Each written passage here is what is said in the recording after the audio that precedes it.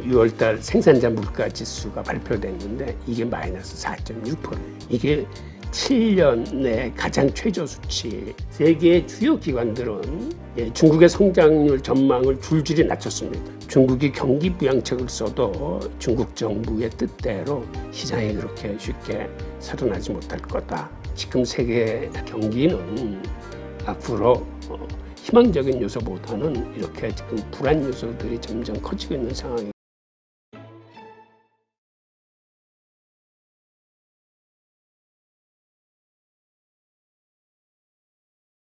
네, 오늘 모신 분은 신유대인 이야기 저자시죠? 홍익희 교수님 모셨습니다. 안녕하세요. 예, 안녕하세요.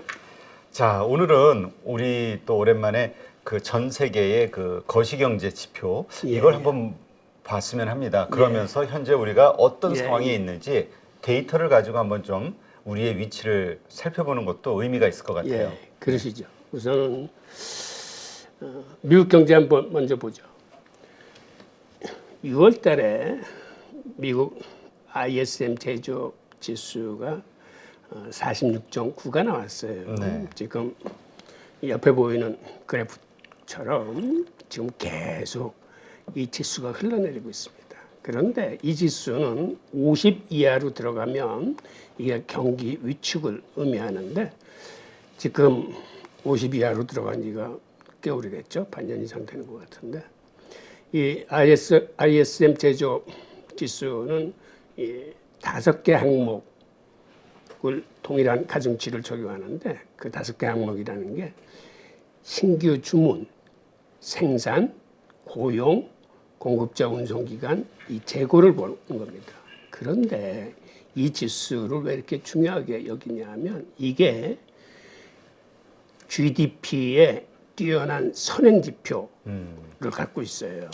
그래서 금융시장이나 주식시장에 어떤 의미에서는 가장 큰 영향력을 미치고 있습니다. 그런데 이 지수 자체가 지금 이렇게 50 이하로 위축되면서 미국 경기가 앞으로 힘들어질 것을 예고하고 있습니다. 그리고 또한 비제조업 지수, 곧 서비스업 지수도 여태까지는 비교적 선방을 했지만 지금은 50에 거의 달라붙었어요. 그래서 아마 다음 달 정도에는 이것도 50 이하로 위축이 될 것 같습니다. 그런데 이 지수는 4가지 지표에 대해 거를 보는데 하나가 기업 활동, 신규 주문, 고용, 공급자 낫기 이런 것들을 보는 종합 지수인데 이 지수의 그 강점이 이게 그 선행성을 나타내고 있을 뿐만 아니라 게다가 주식시장이나 금융시장에서는 그 제조업 지수 중요하게 보는데 사실은 미국의 제조업이라는 건 GDP의 비중이 사실 그렇게 크지 않아요. 사실은 서비스업 지수가 더 중요한 겁니다. 근데 오랜 기간 그 제조업 지수에 대한 어떠한 타성이라거나 관성이 붙어 있어가지고 이 제조업 지수를 그간은 중요하게 봤는데 제가 보기에는 이 서비스업 지수가 이제 더 중요해요. 그래서 이 서비스업 지수마저 이제 앞으로 50 이하로 위축이 되면 미국 경제는 굉장히 힘들어질 겁니다. 그리고 차제의 그 선행 지수를 한번 같이 보겠습니다. 이 컨퍼런스 보드 선행 지수를 보면 이 선행 지수는 지금 그래프에서 보시는 것처럼 0 이하로 이게 위축된 지 꽤 됐어요. 그리고 지금 이 깊이가 깊게 떨어지면서 과거의 그 선행지수의 그 하단점을 돌파할 기세인데, 즉 이렇게 선행지수가 0 이하로 떨어져가지고 이렇게 가파르게 흘러내면 앞으로 그 실질 GDP 성장률이 이제 많이 감소할 거를 의미하는 겁니다. 그다음에 또 하나는 OECD 선행지수를 한번 보죠.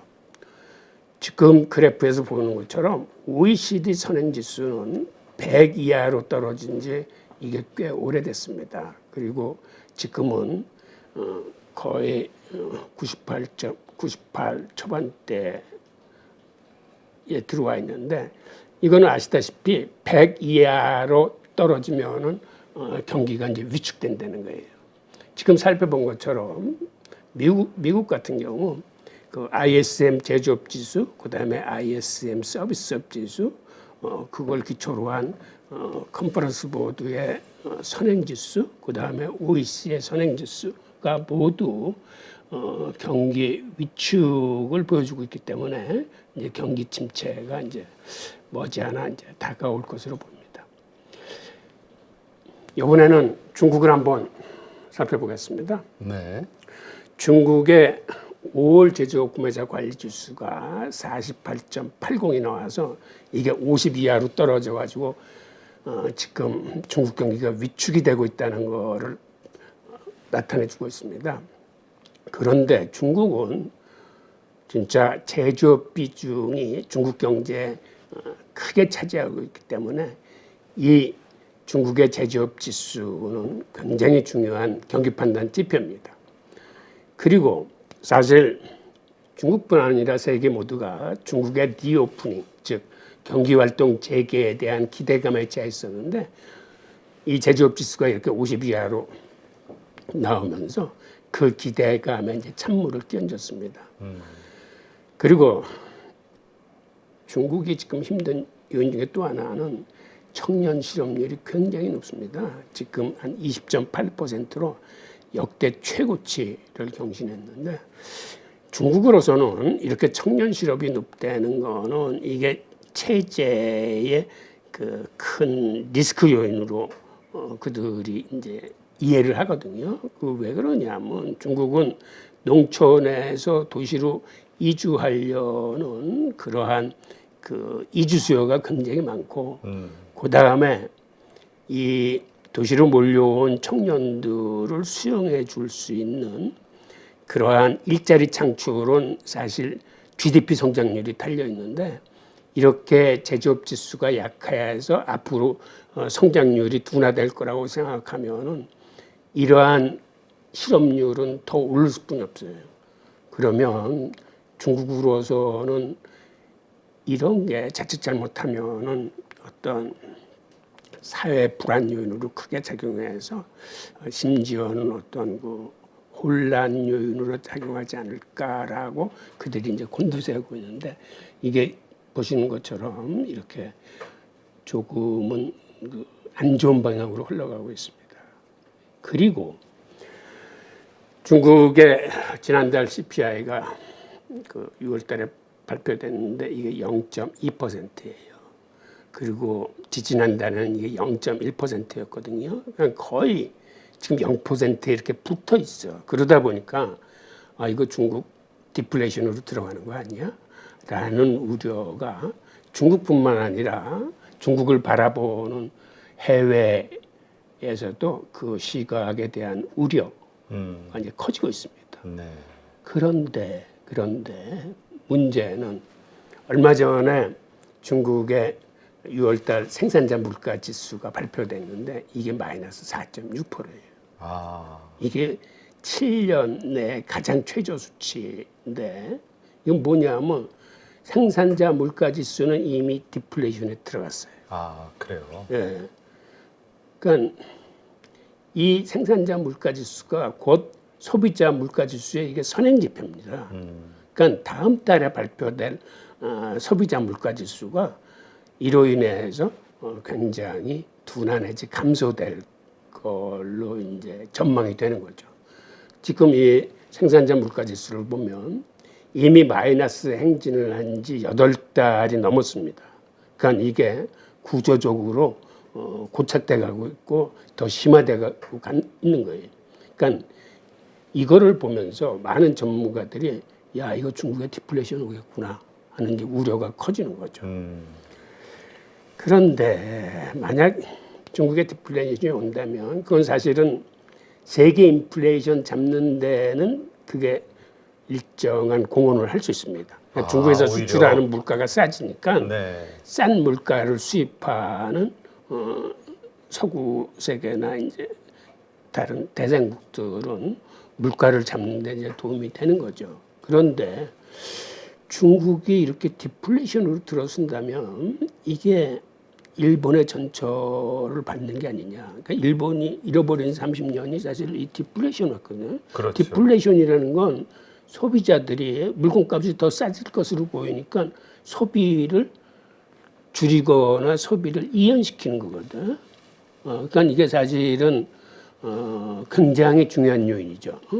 그러니까 중국 정부로서도 어떻게든지 디플레이션을 막아보기 위해서 경기 부양을 하겠지만은 이제 이게 구조적인 문제인지 이게 경기 부양으로 방향을 돌릴 수 있는 건지 그것들을 한번 더 살펴봐야 되는데 일단 세계의 주요 기관들은 중국의 성장률 전망을 줄줄이 낮췄습니다. 네. 그리고 실제로 디플레이션의 공포가 오지 않을까라고 굉장히 이제 주목해 보는 거죠. 지금 앞서 살펴봤지만 중국이 경기 침체 징후가 뚜렷해요. 그 다음에 여기에 소비자 물가지수나 이렇게 생산자 물가지수까지 계속 하락하면서 이거 진짜 디플레이션이 오는 거 아닌가 하는 우려가 중국이나 그 외부에서도 이게 좀 퍼지고 있는 거죠. 그런데 중국이 경기 부양책을 쓰면은 그럼 이걸 좀 반전시킬 수 있느냐라는 관점에서 봤을 때 지금 중국이 좀 몇 가지 문제점을 갖고 있어요. 지금 사실 우리 한국부터 시작해가지고 모든 세계의 투자자들이 혹은 경제 전문가들이 그걸 기대하고 있잖아요. 뭔가 안 좋으니까 어떤 그 경기 부양책을 할 수밖에 없는 상황이지 않냐, 중국 정부가. 맞아요. 그런데 그래서 실제로 중국 정부는 했어요. 중국 정부는 초단기 금리서부터 뭐 중기 1년 만기, 5년 만기 이자율을 일제히 올렸습니다. 6월 달에. 그리고 통화 팽창 정책으로 이제 나갈 거예요. 그래서 뭐 지준율을 낮춘다거나 이 특별 국채를 발행한다거나 이제 여러 가지 저걸 쓰겠는데 그런데 그렇게 경기 부양책을 쓴다고 그래서 과연 중국이 다시 성장세 로 전환을 할 거냐라는 건 조금 이제 의문시 보고 있는데 그 이유는 미국이 지금 반도체나 뭐 이런 첨단 산업 분야에서 중국을 배제하면서 일단 중국의 첨단 산업 분야의 반도체 분야거나 이런 중요한 부분이 성장 동력을 잃어버렸다는 점 하나. 네. 그리고 앞으로 또 그 분야는 쉽게 성장 동력을 찾기가 지금은 힘들 거라는 요인. 그다음에 또 하나는 지금 중국의 그 부동산 시장이 얼어붙으면서 지방 부채 문제가 이제 본격적으로 거론되고 있거든요. 그래서 여태까지는 부동산이나 이런 걸로 통해서 GDP 성장을 좀 가공스러운 정도로 높였는데 이제는 그게 안 되는 거예요. 그래서 이 지방 부채 증가로 부동산 경기를 부양시키는 데는 이제는 어떤 한계점에 다다르지 않았느냐. 네. 그리고 지금 1억 채 이상의 빈집이 있으니까 그걸 소화하는 데만 해도 굉장히 오랜 기간이 걸리기 때문에 실질적으로 민간 분야에서도 부동산에 대한 투자는 쉽지 않을 거라는 관점. 그다음 또 하나는 그 얼마 전에 시진핑 주석이 그 공동부양인가 뭐 하면서 그 자본주의에 좀 어긋나는 어떤 기업의 탄압이라거나 어떤 그러한 행태를 보였을 적에 중국이 저 자본주의 시장을 포기하는 거 아니야 등등으로 인해서 중국에 대한 불안감을 갖고 외국인 투자들이 빠져나오거나 투자가 이제 감소하는 추세거든요. 그런 이러한 요인이 맞물리면서 중국이 경기 부양책을 써도 옛날처럼 중국 정부의 뜻대로 시장이 그렇게 쉽게 살아나지 못할 거다라고 보면서 또한 중국이 일본을 닮아가는 거 아니야라는 그런 시각으로 보는 전문가들이 이제 늘고 있습니다. 그리고 상황이 이렇다 보니까 중국 정부는 금리 인하를 단행했는데 우선 중국에는 이제 기준금리라는 게 없으니까 1년 만기 대출 우대금리가 일종의 이제 기준금리 역할을 하는 겁니다. 네. 그런데 이게 지난 10개월 만에 처음으로 0.1%를 이제 인하를 했어요. 이게 사실은 1919년도 8월 달만 하더라도 4.31%였는데 이때 미국의 기준금리는 알겠지만 제로금리 시대였습니다. 그러니까 그 당시에는 중국의 금리가 미국 금리보다 4% 이상 셌어, 강했어. 그러니까는 이렇게 금리 격차가 많이 나니까 중국의 채권을 산다거나 중국 주식을 산다거나 하는 그러한 그 자본 투입이 있었는데 계속 이렇게 지금 금리를 내리고 미국은 기준금리를 계속 올리다 보니까 이게 역전 현상이 생겨서 이제는 미국 금리 기준금리는 5.25%인데 중국의 기준금리는 3.5%로 미국보다 훨씬 격차가 커졌죠. 그런데 앞으로 이 격차는 더 벌어질 겁니다. 그리고 중국은 이 사실은 시중금리라는 시장에서 형성되는 금리라는 개념이 없고 중국 정부가 이게 단기금리든 장기금리든 중국 정부가 금리를 컨트롤합니다. 그러니까 한마디로 아직까지는 관치경제예요. 시장에 맡기질 않고. 하여튼 지금 이런 식으로 중국과 미국은 통화정책이 이제 정반대로 흘러가고 있습니다. 그리고 이렇게 금리를 인하하고 특별국채 발행을 검토를 하고 그다음에 통화팽창정책을 쓴다고 하지만 외국 시각에서 이게 과연 효과가 있을까라고 보면서 이것도 몇 가지 요인으로 쉽지 않겠는데라는 생각을 하게 되는 게 우선은 중국이 주택 공급 과잉으로 부동산 시장에 얼어붙어 있다는 문제. 이로 인해서 지방 정부 부채 문제가 수면으로 떠오르고 있고, 가계 부채 규모도 이제 중국이 굉장히 큽니다. 그래서 정부가 설사 부양책을 써도 이 시장에서 이 중국 경제에서 가장 중요한 게 부동산 시장인데 이게 옛날처럼 그렇게 살아나질 않고 그다음에 민간 사이드에서도 가계부채 비중이 크기 때문에 국민들이 쉽게 소비를 살리지 못하는 이러한 요인에 지금 봉착할 가능성이 점점 커지는 거죠. 네.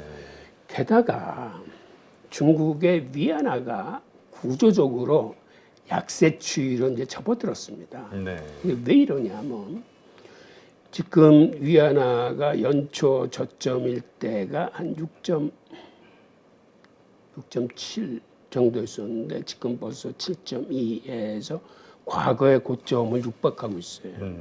그러니까 그 지난해 이렇게 고점에 다다랐을 적에 중국이 환율 방어를 위해서 미국 국채를 팔아가지고 달러를 마련한 다음에 시장에서 자국 위안화를 사들이면서 이제 환율을 방어했었는데 지금 7.24까지 왔는데 전문가들이 보기에 이거 7.25 넘어가면 중국이 다시 환율 방어에 나설 것 이렇게 전망하고 있어요.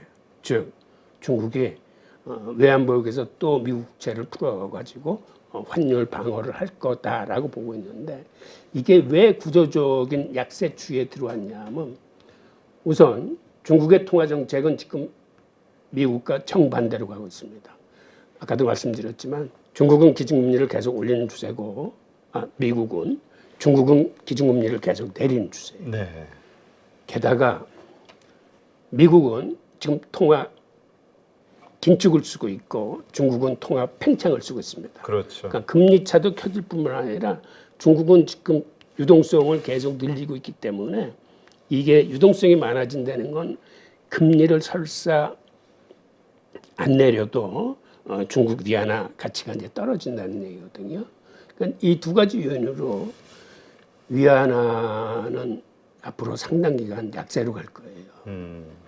그런데 위안화가 약세로 가면 이건 사실 우리 원화한테도 영향을 크게 미쳐서 그렇죠. 우리 원화도 같이 이제 약세로 가는 걸 의미합니다. 그리고 중국 정부로서도 이게 과거처럼 7.25 이상 가면 안 되겠다 해서 이제 환율 방어에 곧 나설 것 같은데 이게 나서면 또 어떤 문제를 가져오냐면 중국이 미국 국채를 판다는 얘기는 미국 국채 시장에 이 장기 국채들이 공급이 많아지면서 이 시중 금리를 이제 올리는 그러한 현상이 벌어질 겁니다. 그래서 장기 국채 가격은 떨어지고 그 시중 금리 가격은 올라가는 이러한 현상을 가져오면서 이게 중국도 힘들지만 이렇게 되면 미국도 힘들어져요. 네. 그리고 근데 단 하나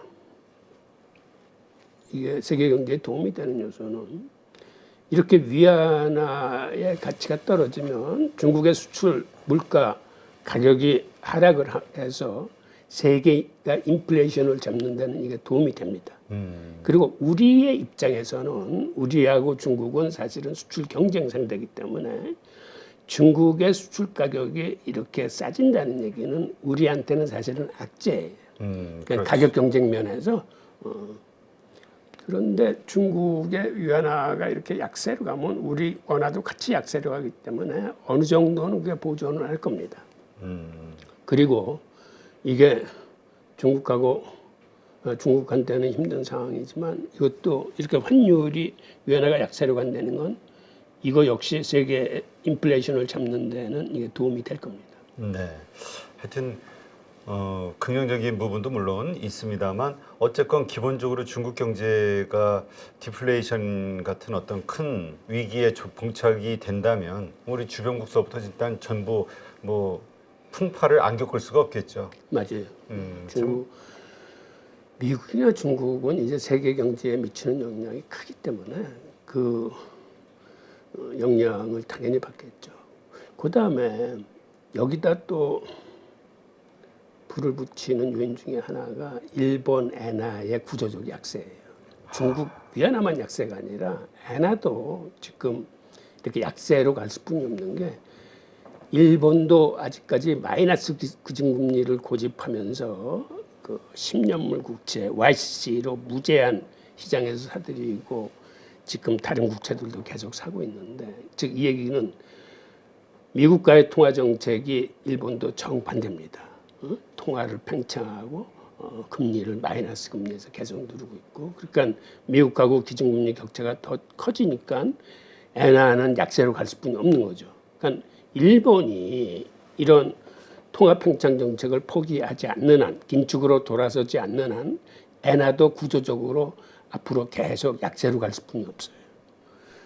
즉 이 얘기는 일본 엔화도 저번에 이게 150대 근처에 왔을 때 환율 방어에 나섰었거든요. 네. 이때는 아예 미국한테 일종의 동의를 구해가지고 일본이 미국 국채를 팔아가지고 환율 방어에 나섰어요.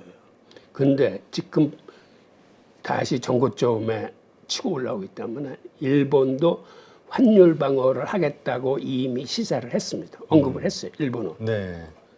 시장에 개입을 하겠다. 즉 이 얘기도 일본 외환보유에 갖고 있는 미국 국채를 팔아서 그 달러를 가지고 그 시장에서 엔화를 사겠다는 얘기거든요. 그러니까 중국도 환율 방어를 해서 미국 장기 국채를 파는데 일본도 장기 국채를 판다는 얘기예요. 그러면 미국 국채 시장에서 장기 국채 공급이 많아지면서 당연히 장기 국채 가격이 떨어지고 그 금리가 이제 올라가는 거죠. 그런데 최근 일본 같은 경우는 요새 수출이 되살아나고 증시가 되살아나는데 이게 또 일본 수출에는 또 긍정적인 효과를 미칩니다. 왜? 엔화가 가치가 이렇게 떨어지면 일본 수출은 늘어나요. 그렇죠. 가격이 싸질 테니까. 그리고 또 이거는 우리한테는 또 악재예요.